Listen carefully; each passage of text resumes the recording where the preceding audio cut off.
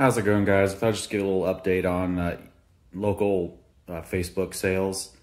I did sell the UFC neon sign that sold locally. The toy barn that I got a while back, I showed the large wooden toy barn from the 1960s. I sold that. I paired it with some of those old press steel toys and sold that. I sold the Tonka loader and dump truck from that pressed steel toy lot.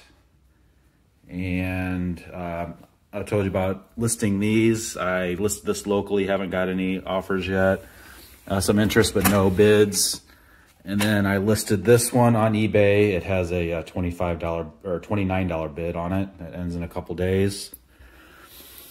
The giant bicycle, I listed that on Facebook for $150. I had like 3 or 4 people interested. 2 backed out. I relisted it a week later. Dropped the price to only $125. Had one person message me. They didn't get back with me. So I decided to list it on eBay for local pickup only. And it does have a $149 bid. Like I said, local pickup only. It does have a couple watchers. So I'm not sure if that will go up anymore, but that'll be a nice turnaround. I paid $30 for that. And then today is my day off. The 4th of July this year is on a Friday. That falls on my regular day off. So my work gives me a day back. And I decided to take today, which is a Wednesday, off. And about an hour and 15 minutes away from me, there's a very large antique auction. It's called Shipshewana, Indiana. So I'm gonna go up there with my wife and see if I can find any treasures. This is not the typical picking vehicle I'm gonna take. Unfortunately, my wife was in an accident that she's fine. Was not her fault, but she was able to get a rental car. And this is what we're gonna take to go do our picking today.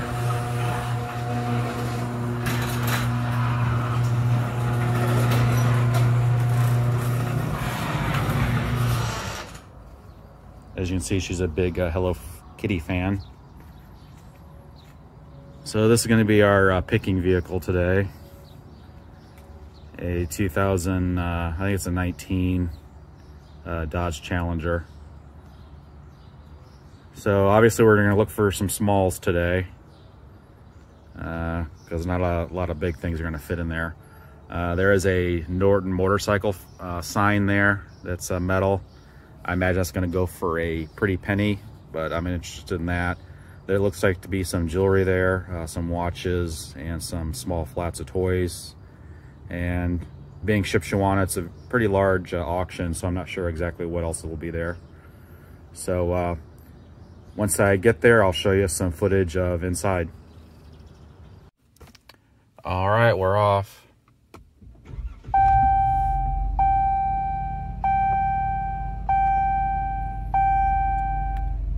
Next stop, Shipshewana.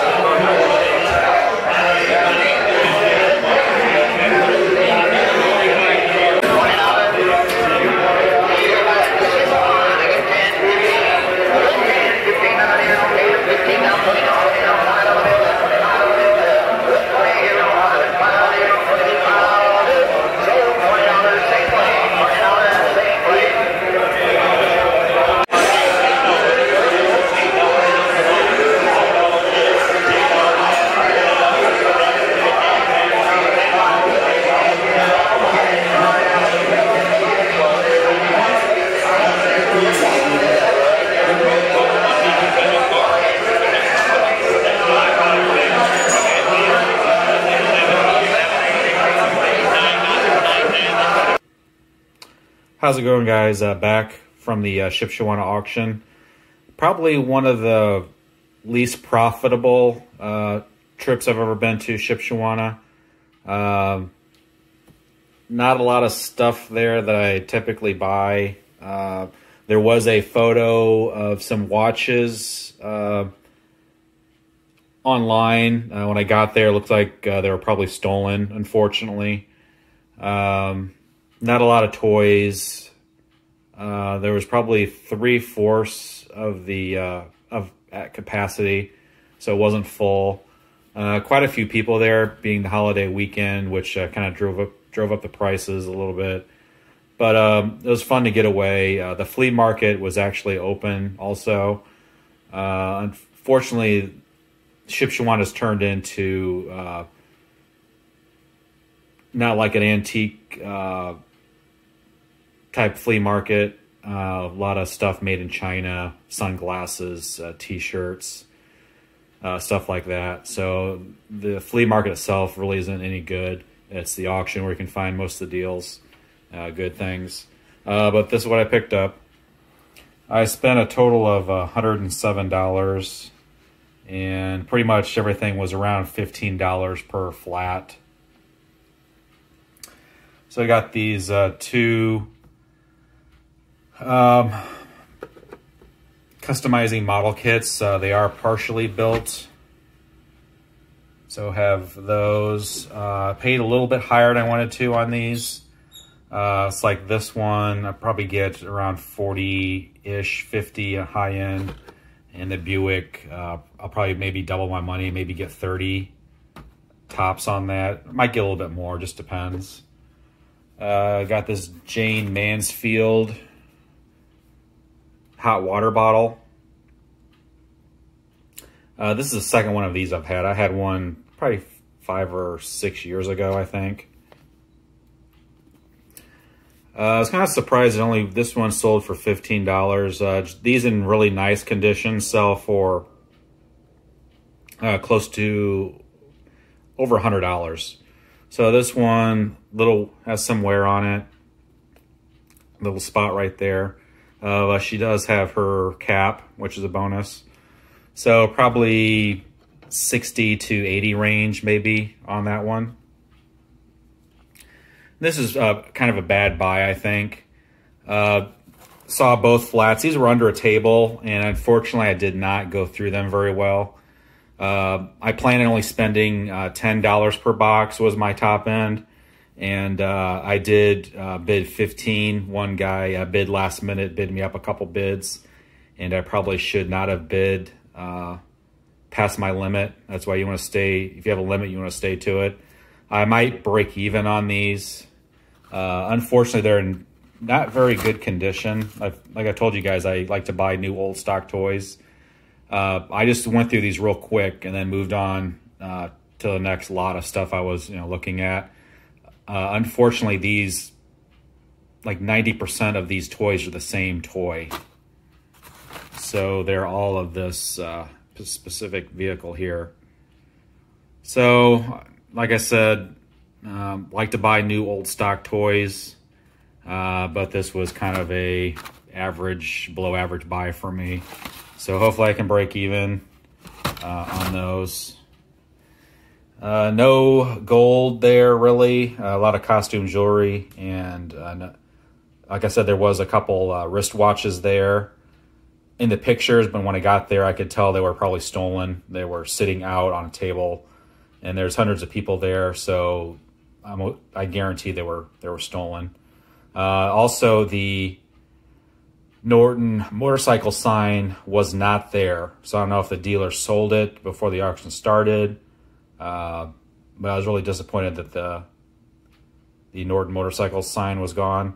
And also the Schwinn, the copper colored Schwinn Stingray. I was going to bid on that. I was willing to go to like 125 range. I probably should have went higher. Ended up getting outbid at, went up to 185.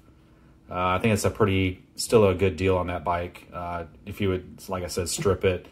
The parts are worth probably $400 to $500. by just, like I said, I stopped bidding at 125. The last thing I got are these, a pocket watch and a stopwatch. Told you guys in the past, I like to get these when I can get them usually under $10, 15, and up paying $12.50. Yeah, I paid $12.50 per watch. So this is a size 18 from 1903. It does not run. I looked up comparables. Usually these go for at least $30 a piece, $25, $30. And if you get a couple guys that want this specific watch to repair or work on, sometimes they go up to $50, $60, just depending. And I usually don't buy stopwatches.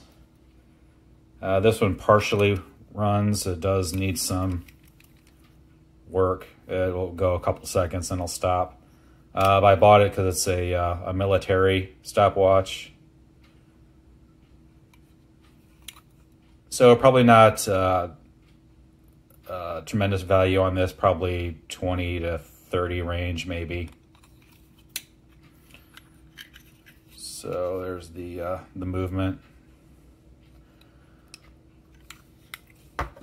So it was an okay trip.